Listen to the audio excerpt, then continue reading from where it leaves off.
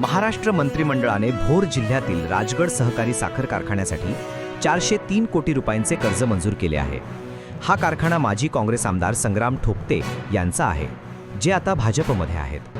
वादाची बाब: उपमुख्यमंत्री अजित पवार आणि सहकार विभागाने विरोध केला. कारखान्याचा कर्ज परतफेडीत कमकुवत इतिहास, पुरेशी ऊस उपलब्ध नाही. या कर्ज मंजुरीवर राजकीय कारणांचा संशयही निर्माण झाला आहे.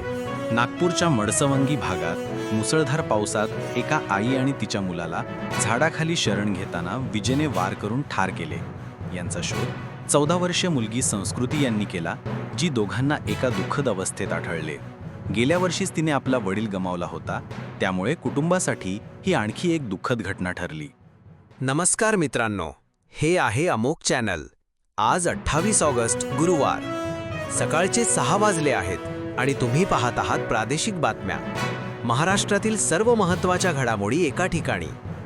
महाराष्ट्र सरकार खाजगी क्षेत्रातील कामकाजाचे तास वाढवण्याचा विचार करत आहे. सध्याचे 9 तास 10 तासांपर्यंत वाढवणे तसेच ओव्हरटाईमसह दिवसाला 12 तासांपर्यंत कामकाज करण्याची शक्यता आहे.